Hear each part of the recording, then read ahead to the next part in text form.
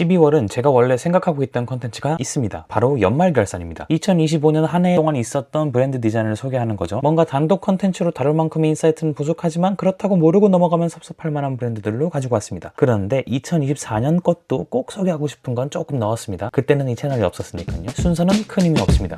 바로 시작해보시죠. 올해 2월 올리브영이 로고를 바꿨어요. 올리브를 뺐죠. 올리브영에서 올리브를 빼다니 충격적입니다. 매장 간판을 일시에 바꾸지는 않아서 아직 실감을 못 하실 수는 있지만 이제 1년이 지났으니까 주변에 제법 올리브 빠진 올리브영 간판이 슬슬 보이실 거예요. 글로벌 확장 기조에 맞춰서 올리브를 뺐대요. 스마트폰에서 잘 보이게 하기 위함이라는 관계자의 설명도 있었어요. 맞아요. 올리브는 색상이 연하기도 하고 바로 옆에 글자와 놓고 보면 잘 안 보이긴 하죠. 그런데 그렇다고 상징 같은 심볼을 제거하는 건 아쉬운 선택인 것 같아요. 사실 로고에서 심볼을 구축하는 건 대단히 오랜 시간 쌓여야 하는 거거든요. 글자 없이 심볼만으로 브랜드를 떠올릴 수 있다는 것, 이건 대단한 힘인데 아예 올리브를 도려내다니 그 선택이 아쉽긴 해요. 물론 올리브 심볼이 충분히 강력하고 매력적이지 않았었지만요. 무신사가 10월에 로고를 바꿨어요. 정확히 말하면 새로운 로고를 만들었어요. 원래 로고도 쓰는데 그건 이제 무신사 그룹이라고 해야 하나요? 모든 무신사 서비스를 포괄하는 상위 회사 개념의 CI로 사용되고요. 무신사 앱과 오프라인 스토어에는 새로운 로고를 사용한다고 합니다. 무신사와 무신사를 구분해서 사용하겠다는 거죠. 맞아요. 무신사의 오프라인 진출을 위해 로고를 새로 만든 거죠. 무텐다드 로고랑 29cm 솔드아웃 MT 로고도 각각 그대로 유지하고요. 3월에 숨고가 로고를 바꿨어요. 숨고가 숨은 고수 찾기 뭐 이런 뜻이고 과외부터 외주까지 이런저런 업무를 맡길 수 있는 플랫폼이죠. 프리랜서 용역도 많이 이루어지고요. 원래 영어로 써있더라고요. 숨고라고. 사실 한글의 축약 의미인데 영어로 쓰니까 원래 의미를 유추하기가 쉽지 않았었죠. 당연히 한글 로고인 게 더 make sense 하고 지금이라도 리뉴얼한 게 잘한 것 같아요. 그런데 숨고에서는 로고 디자인도 싸게 많이 맡길 수 있는데 정작 숨고 본인들의 디자인 리뉴얼은 숨고에 맡기지 않은 것 같더라고요. 숨고 이용 할 때 참고하세요. 일본 자동차 회사 마즈다 아세요? 올해 10월에 로고를 바꿨습니다. 스즈키도 바꿨어요. 또 평면이에요. 최근 6년 동안 토요타, 롤스로이스, BMW, 기안, 닛산, 볼보, 아우디, 부가티, 제네시스, 제규어, 랜드로버, 혼다까지 그냥 거의 모든 자동차 회사들이 로고를 평면화하고 있죠. 왜? 전기차 시대에 대한 선언이기 때문이에요. 전기차 하면 디지털 화면이 떠오르죠. 그런 디지털 화면에서 잘 보이려면 로고가 단순화되는 게 필요하고요. 사실 스마트폰의 등장과 함께 로고의 평면화는 모든 업종에서 일어나는 일이지만 자동차 회사들은 특히 더 심하죠. 원래 일본 회사들이 이런 거 바꾸는데 좀 느리거든요. 이번에는 정말 너무 늦었네요. 다시 보니 벤틀리 리디자인은 참 좋았던 편 같죠. 설빙이 로고를 바꿨어요. 기존에는 한글 로고는 약간 전통 붓글씨 서의 느낌이 있었고 영문 로고는 좀 진지한 느낌이었죠. 리뉴얼된 로고는 전반적으로 통통하고 귀여운 느낌이에요. 관계자에 따르면 설빙이 고객에게 제공하는 행복의 가치를 더욱 강화하기 위한 과정이라고 설명했어요.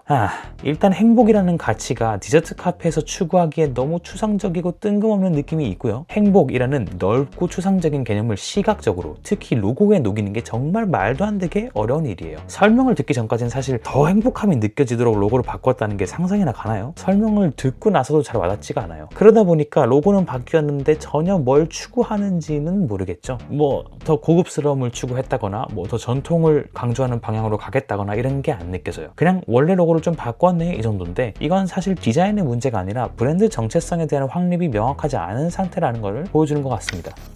케이스티파이가 한글 로고를 공개했죠. 브랜드 로고를 공개했다기보다는요, 한글에서 영감받은 새로운 컬렉션을 선보이면서 한정 기간 동안 사용할 로고로 선보인 거죠. 이게 그냥 한글 초성만 딴 게 아니에요. I는 그대로 살려놨잖아요. 이게 포인트입니다. 이게 결코 쉬운 일이 아니고 정말 잘한 거예요. 우리는 로고나 단어를 볼 때 한 글자 한 글자 보지 않거든요. 이렇게 덩어리로 보고 러프하게 기억하잖아요. 케이스티파이의 원래 로고에서 가장 기억에 남는 핵심 부분이 저 I하고 빨간 점이거든요. 그것까지 한글 로고 만들 때 없애버리면 케이스티파이 로고처럼 안 보일 수가 있죠. 사실 초성만 남긴다는 전략이었으면 I를 남길 이유도 없어요. 그런데 티귿 옆에다가 I가 있으니까 마치 한글 T처럼 읽히죠. 그러니까 우리가 생각하지 않아도 딱 봐도 케이스티파이가 읽히는 거예요. 정말 기가 막히게 딱 떨어진 디자인이죠.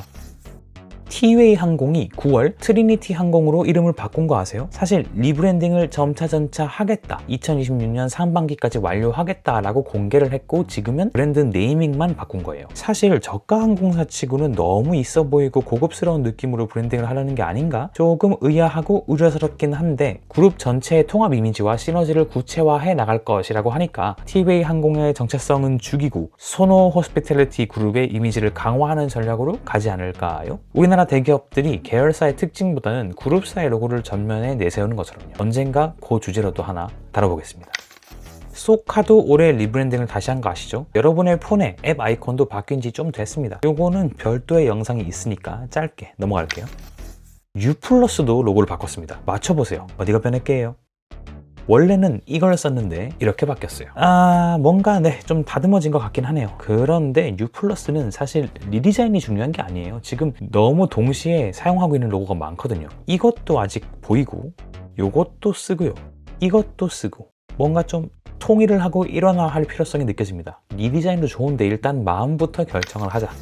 하나 골드 클럽 아세요? 이건 뭐 돈 많으신 분들을 위한 뭐 그런 서비스 로고예요. 기존 로고에서 이렇게 바뀌었어요. 뭐 대단히 변한 건 없나요? 네. 그런데 저는 이게 위계를 정말 잘 설정한 리뉴얼이라고 생각해요. 지금 하나 골드 클럽에서 중요한 이미지는 이 다이아몬드 쉐입과 사자잖아요. 그런데 기존에는 뭔가 잘 보이지는 않죠. 리뉴얼을 하면서 사자를 정 가운데로 배치했어요. 초록색 위에 금색 사자를 넣으니까 색채 대비를 통해서 더 잘 보이기도 하고요. 가운데 있으니까 사자의 시선이 집중되죠. 사자가 가운데 네모로 들어오니까 뒤에 다이아몬드는 더 이상 과하게 부피를 차지할 이유가 없죠. 그래서 훨씬 더 밸런스 있게 사이즈를 축소할 수 있었고요. 지금 이건 리뉴얼을 하면서 기존 로고에서 뭐가 중요한지, 무엇이 덜 중요한지를 잘 파악하고 리뉴얼을 한 겁니다. 적당하게 단순화한 사자의 이미지까지 디테일이 살아있죠.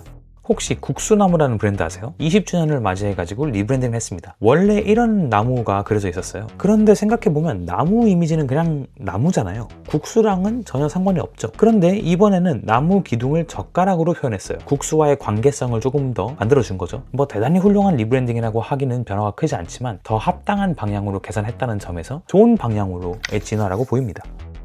재미있게 보셨나요? 자, 다룰 것이 아직 많은데 바로 다음 편으로 찾아오도록 하겠습니다. 브랜드 아카이브였습니다. 감사합니다.